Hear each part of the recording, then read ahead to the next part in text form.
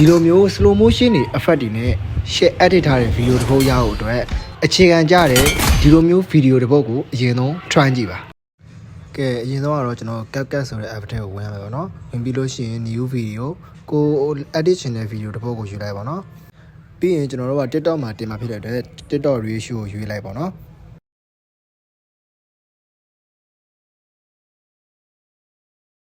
အဲ့လိုမျိုး TikTok ratio ကိုရွေးပြီးပြီဆိုလို့ရှိရင် video တစ်ချက်ထောက်လိုက်ပါနော်အဲ့လိုမျိုးထောက်ပြီးသားပြီဆိုလို့ရှိရင်ကျွန်တော်တို့က view ရေးမှာပေါ့နော် view အနေနဲ့ချက်မှာအဲ့အတွက်ကြောင့်မလို့ကျွန်တော်က transform ကိုရွေးမှာပေါ့နော် transform နဲ့ကနေပြီးတော့ advanced ကိုဝင်မယ်ဝင်ပြီးလို့ရှိရင်ကျွန်တော် zoom ကို150လောက်ထိချက်မှာပေါ့နော်အဲ့ဒါပြီးပြီဆိုလို့ရှိရင် video တစ်ချက်ပြန်ထောက်ပြီးတော့ကျွန်တော်တို့လိုချင်တဲ့အပိုင်းကိုသွားမှာပေါ့နော်ကျွန်တော်တို့ခေါင်းထိရိုက်ပြစ်တာလိုချင်တာလားဘယ်ပိုင်းတွေလိုချင်တာလဲအဲ့ဒီလိုချင်တဲ့အပိုင်းကိုရှာပြီးပြီဆိုလို့ရှိရင်ကျွန်တော်တို့ကဟောပေါ့နော် split ဆိုတာရှိရဲအဲ့ဒီမှာ split ဆိုတာနဲ့ကျွန်တော်ကဖြတ်မှာပေါ့နော်ဒါကကြတော့ဖြတ်တောက်ခြင်းလို့ခေါ်တယ်ပေါ့နော်ကျွန်တော်သိတယ်လို့ပေါ့အဲ့ဥစ္စာကိုကျွန်တော်တို့လိုချင်တဲ့အပိုင်းတွေကိုဖြတ်မယ်ကိုလိုချင်တဲ့နားရောက်ပြီဆိုလို့ရှိရင်တစ်ခါပြန်ပြီးတော့ split ပြန်ပြီးတော့ဖြတ်လိုက်မယ်ဖြတ်ပြီးရတဲ့နောက်က video တွေကိုပေါ့နော်တစ်ချက်ထောက်split နောက်က video ကိုတစ်ချက်ထောက်ပြီး delete လုပ်လို့လည်းရတယ်ကျွန်တော်ဒီနားလိုချင်တာဖြစ်တဲ့အတွက်ဒီနားကိုတစ်ချက်ဖြတ်မယ်ဖြတ်ပြီးရတဲ့ဘာလို့မှလဲဆိုတော့ကျွန်တော် slow motion ထည့်ရမှာ slow motion ထည့်မှာဖြစ်တဲ့အတွက်ကျွန်တော်တို့က 0.1 အောင်ထားမယ်ထားပြီးပြီဆိုတော့ကျွန်တော်တို့ဟောပေါ့နော်2 second ပေါ့နော်အဲ့လောက်ဝင်းကျင်လောက်ထိပဲကောင်းတယ်ဗျအရင်ရှည်သွားရင်လည်းမကောင်းဘူးပေါ့နော်အဲ့မှာကျွန်တော် split နဲ့ဖြတ်လိုက်မယ်ဖြတ်ပြီးလို့ရှိရင်ကျွန်တော်တို့က 2.0 second လားမသိဘူးအဲ့မှာအဲ့လောက်ကိုကျွန်တော်ကထားလိုက်မယ်ပေါ့နော်ထားပြီးရဆိုတော့ကျွန်တော် butter smooth ကိုပြောင်းရတယ်ဗျ butter smooth ကိုပြောင်းပြီးတော့ကျွန်တော်တို့ slow motion က smooth ပို့ပြီးတော့ဖြစ်သွားပါတော့ဒီတိုင်းဆိုလို့ရှိရင် 0.1 ကိုဒီတိုင်းပဲထားပြီးထားလို့ရှိရင်ဗီဒီယိုရဲ့ကြည့်ရတာအဆင်မပြေဘူးဗျအဲ့ဒါကြောင့်ကျွန်တော်က slow motion ကိုကျွန်တော်တို့CapCut Pro ဝယ်ထားတဲ့သူတွေအတွက်အဲ့လိုမျိုး slow motion ဖြတ်လို့ရရဗျအဲ့မှာ smooth slow motion ဆိုပြီးတော့အဆင်ပြေသွားရပါတော့အဲ့လိုမျိုးလေးဖြစ်သွားမယ်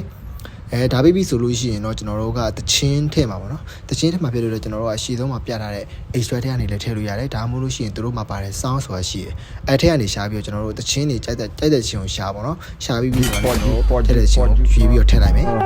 အဲ့လိုမျိုးထည့်ပြီးသွားရဆိုလို့ရှိရင်ကျွန်တော်တို့တချင်းကဘယ်လိုလာလဲပေါ့နော်အဲ့တချင်းကိုကိုကအရင်ဆုံးနားထောင်အောင်မယ်နားထောင်ပြီးဆိုတော့အဲ့တချင်းတန်ကဘီးကဘယ်နာကိုသွားပြီးတော့ကြားတယ်အဲ့ကြားတဲ့နေရာမှာကို slow motion ထည့်ထားတဲ့ဥစ္စာကိုနေရာပြန်ရွှေ့မှာပေါ့နော်slow motion တော့တွားရွှေ့ရမှာမဟုတ်ကျွန်တော်အဲ့တချင်းနေရာကိုဖြတ်တောက်ပြီးတော့ကျွန်တော်ရွှေ့ရမှာပေါ့နော်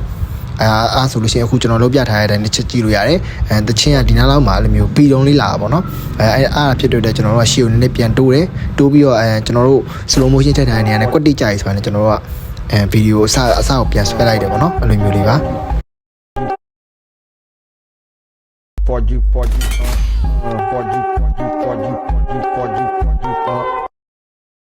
အဲ့လိုမျိုးကျွန်တော်တို့တချင်းထည့်ပြီးသွားပြီဆိုရင်လည်းကျွန်တော်တို့ဗီဒီယိုကို adjust ပြန်လုပ်မယ်ပေါ့နော်ကျွန်တော်တို့ brightness တို့ဘာလို့အဆုံးပေါ့နော်အဲ့ထဲမှာကျွန်တော်ချိန်ပြထားတဲ့အတိုင်းချိန်လို့ရတယ်ဒါမှမဟုတ်ကိုယ်ကနဲ့ကိုစမ်းသစ်ပြီးတော့လည်းပြောင်းပြီးတော့ချိန်လို့ရတယ်ဗျအဲ့လိုမျိုးလေးဗီဒီယိုလေးချိန်နေပေါ့နော်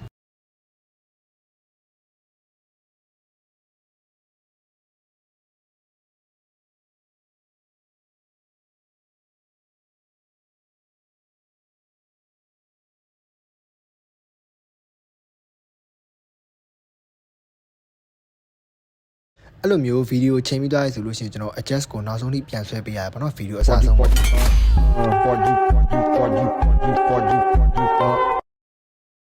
အဲ့လိုမျိုးပြီးသွားပြီဆိုလို့ရှိရင်တော့မလိုအပ်တဲ့အပိုင်းတွေကိုကျွန်တော်ပြန်ချုံတယ်ပေါ့နော်ဗီဒီယိုဆုံးတာနဲ့တချင်နဲ့ဆုံးတာပေါ့အဲ့လိုမျိုးပြန်လုပ်ပေးပါတယ်အဲ့ဒါပြီးရင်လည်းကျွန်တော်တို့ဘာမှလုပ်စရာမရှိတော့ဘူးအကုန်လုံးပြီးသွားပြီဆိုတော့ကျွန်တော်တို့ဗီဒီယို export ထုတ်ပါမယ် export ထုတ်တဲ့နေရာမှာကျွန်တော်တို့က resolution ကိုကောင်းလေးရကျင်တာဖြစ်တဲ့အကုန်လုံးအမြင့်တင်မယ်ပေါ့နော်အဲ့ဒါပြီးသွားပြီဆိုလို့ရှိရင်တော့ကျွန်တော်ဗီဒီယို export ထုတ်လိုက်ပါပြီဗီဒီယိုလေးတစ်ချက်ကြည့်လိုက်အောင်ဗျ